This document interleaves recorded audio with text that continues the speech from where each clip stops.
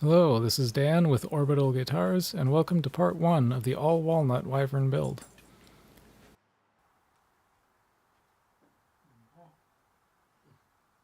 I'm starting by taking a solid slab of walnut to my table saw, ripping a straight edge with the first cut, and then cutting several 1-inch strips that will be rearranged and glued back together to make a neck blank.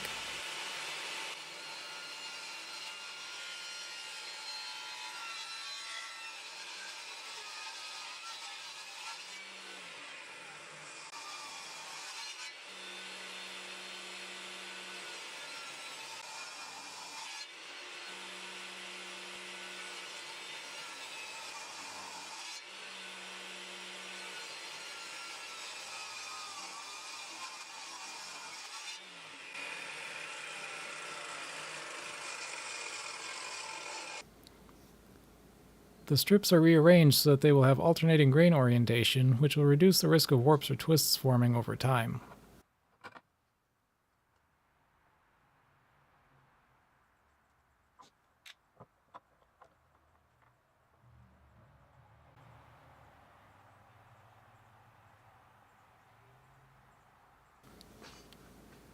After the glue is dry, I will run the neck blank through a planer so that the top and bottom surfaces will be square with the sides, and to remove any unevenness that may have been caused by slippage during the glue up.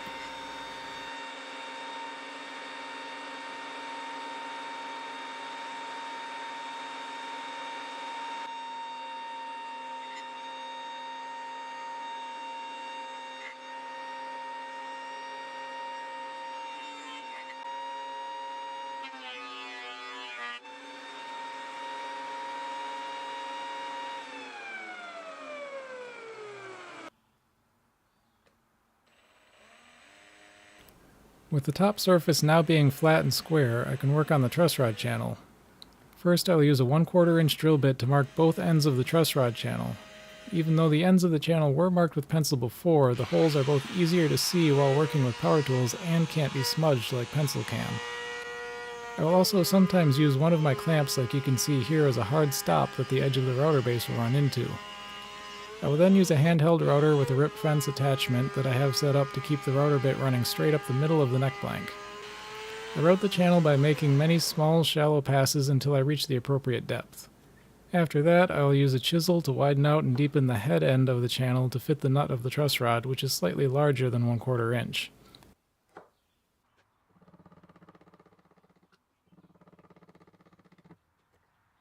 Also, while the router is still set up, I will pre-route part of the truss rod access on the headstock. Next, I will go to my bandsaw and roughly cut the front surface of the headstock break angle. I don't have any one specific angle for headstocks in general, rather I let the thickness of the material determine the angle. Since the headstock will be about 1/2 inch thick, I measure 1/2 inch from the back of the blank and make a mark. Then draw a line from that mark to a point that will be the top side of the nut, and that determines my break angle.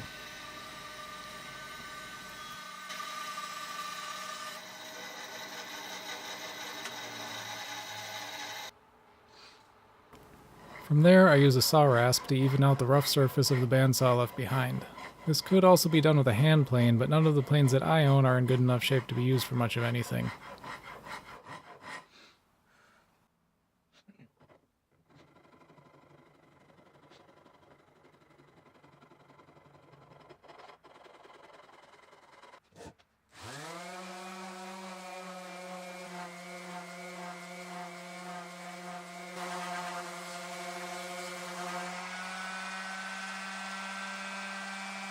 And now that this material is out of the way, I can use a hand drill to finish making the truss rod access.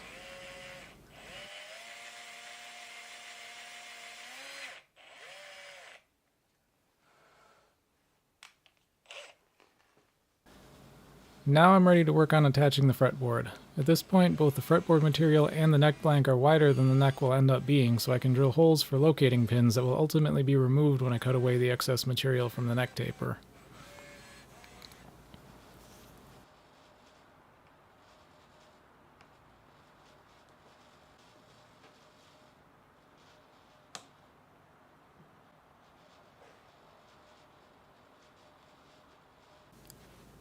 Now I tape over the truss rod so that glue won't get into the channel and prevent the truss rod from working properly, then cut away as much of the tape as I can in order to maximize the gluing surface that the fretboard will attach to.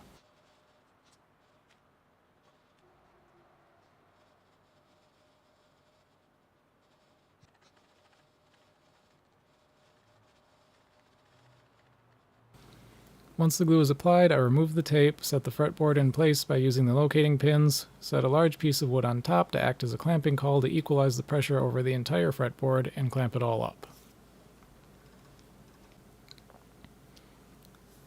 Off camera, I marked out all of the fret locations while the neck blank was still square, which I find to be the easier way since you can use a woodworker's square to make sure all the frets are set up perfectly parallel. After that, I go to the bandsaw and cut the neck taper, and then use a spindle sander to smooth out the sides of the neck.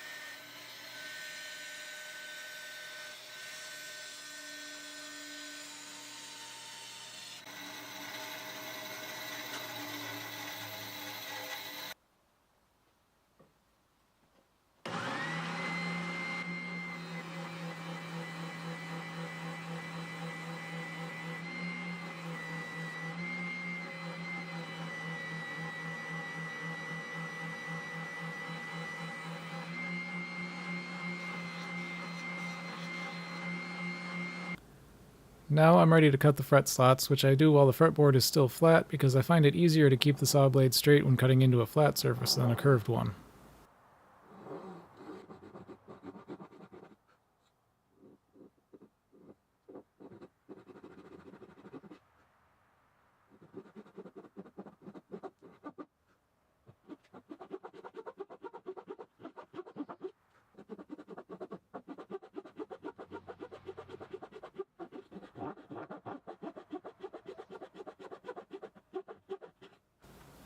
Here I'm cutting out the headstock shape before cutting away the excess material from the back of the neck and headstock because this way the wood will be much more stable on the bandsaw during the cutting.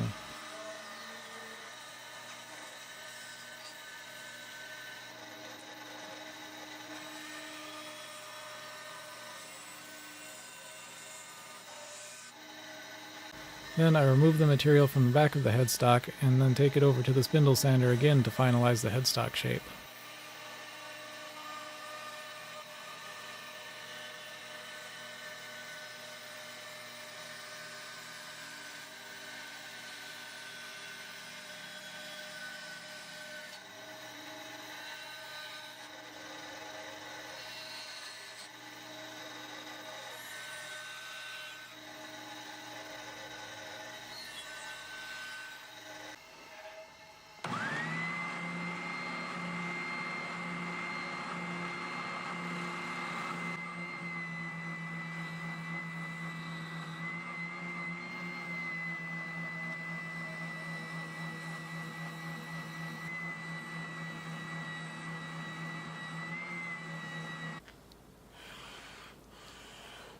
At this point, I'm ready to radius the fretboard.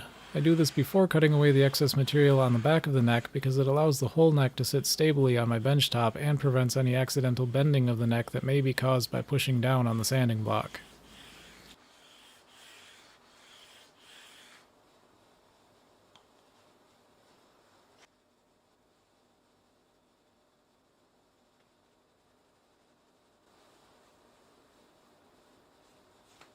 Next, I want to shape the bottom end of the fretboard just for decoration. I use my spindle sander to slightly round the corners and make the bottom into a wide, shallow concave shape.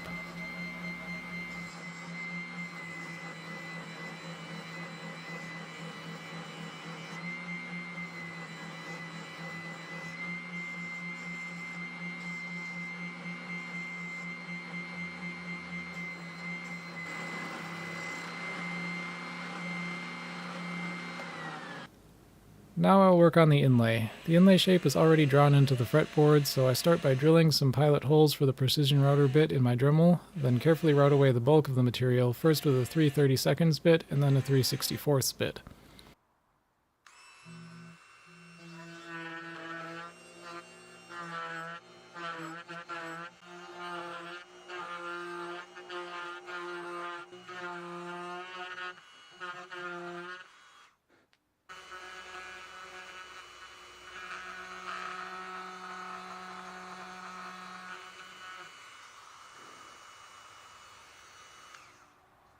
Once most of the material is removed, I use a chisel to tidy up the edges and corners.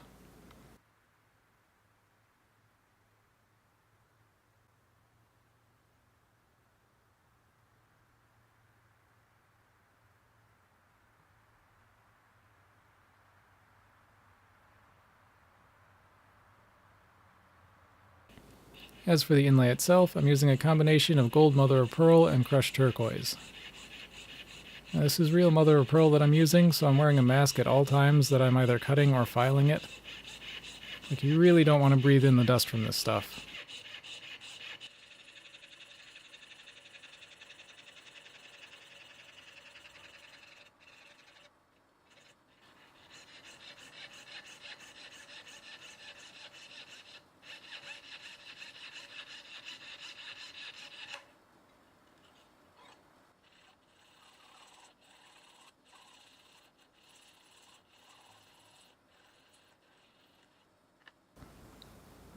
Test fitting each piece as I go.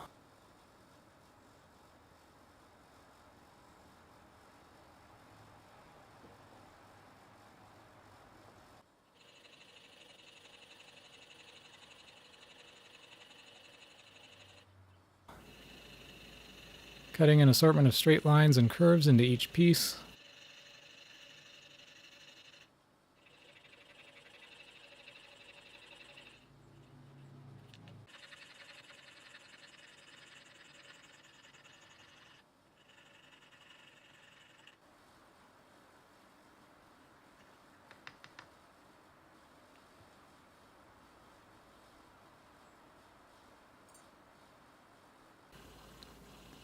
Filing carefully so that the straight lines are straight and the curves are smooth.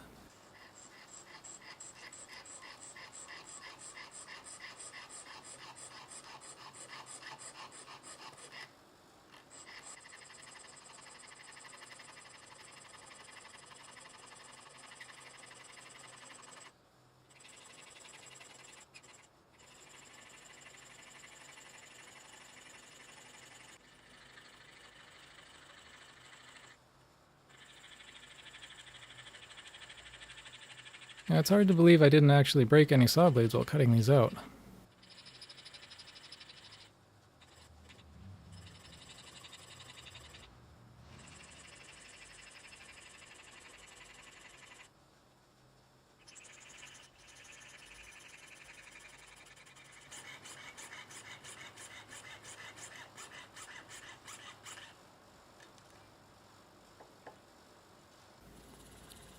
My fingertips hurt a lot by the time I was done with this.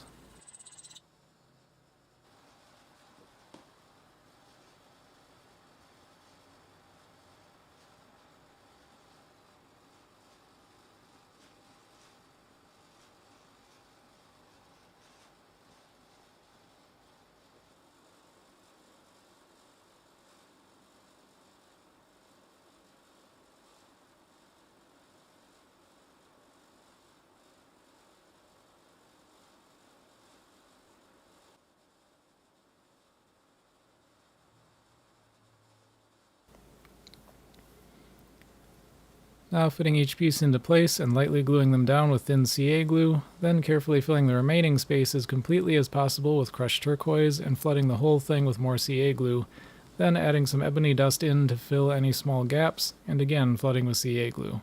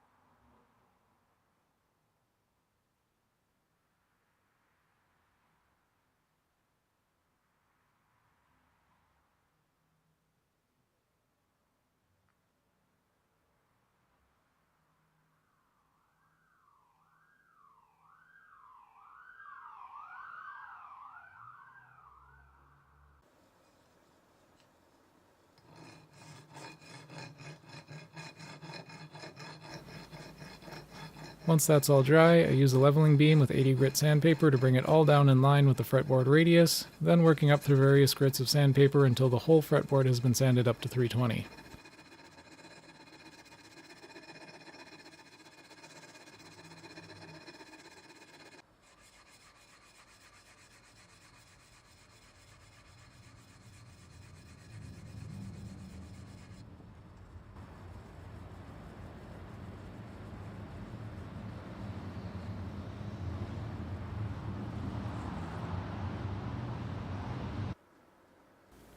Next up are the side dots. I have carefully marked out their locations and drilled holes for the white plastic side dots. Then I fill each hole with some super glue, insert the plastic material, and snip off the excess with my fret end cutters.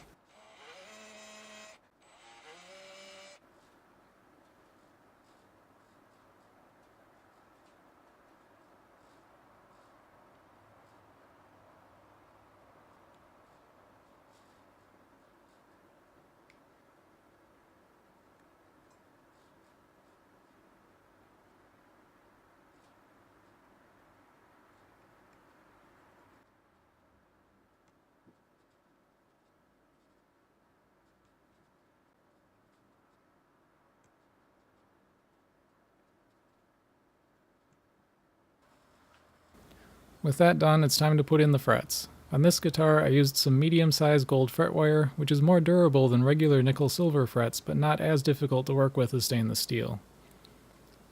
I start by placing the radius fret wire into the slot, hammering both ends of the slot into place, then cut away the rest of the fret wire.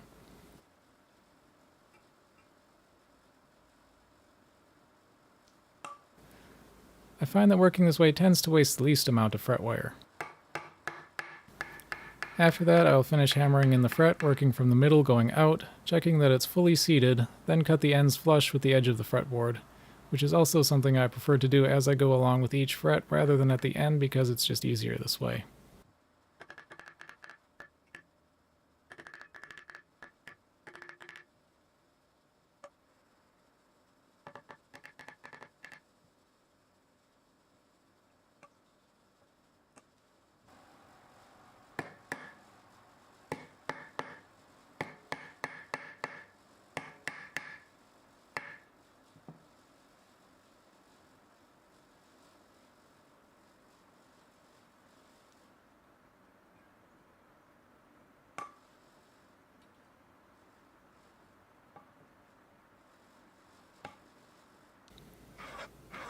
Once all the frets are in, I file the ends fully flush with the edges of the fretboard and file the end bevel.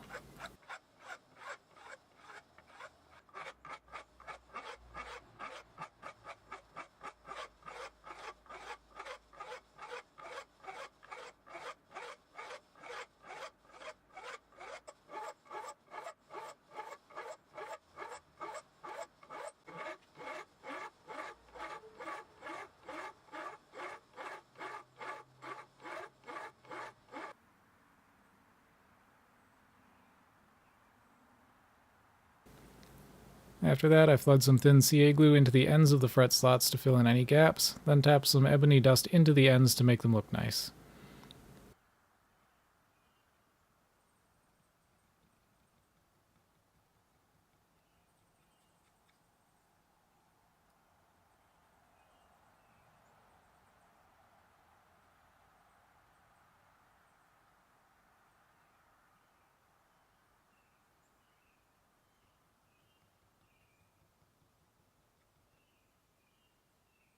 I also do the initial fret end dressing at this point just to take off any sharp edges that might be left, which makes handling the neck much nicer from this point on.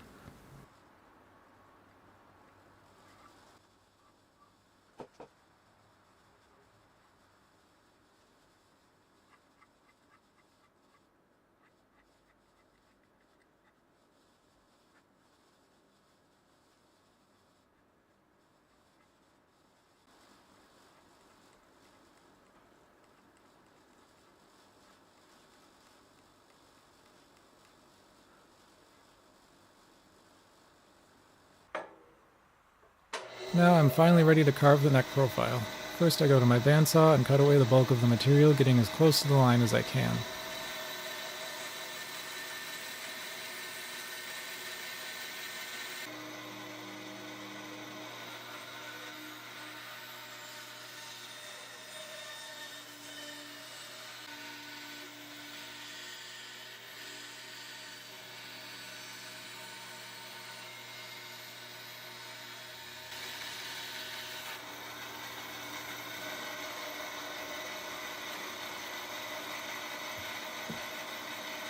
Then it's on to the saw rasp and faceting method of neck carving. Much like the headstock break angles, I don't have any specific neck shapes that I usually carve.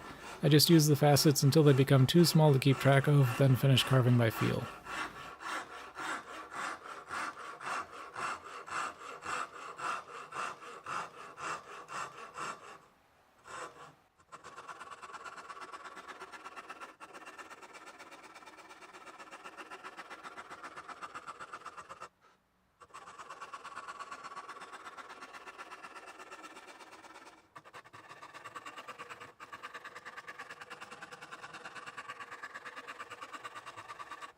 Once most of the carving is done, I'll draw in the volute shape that I want and carve it in using a fairly fine half-round rasp, then finish it with some hand sanding.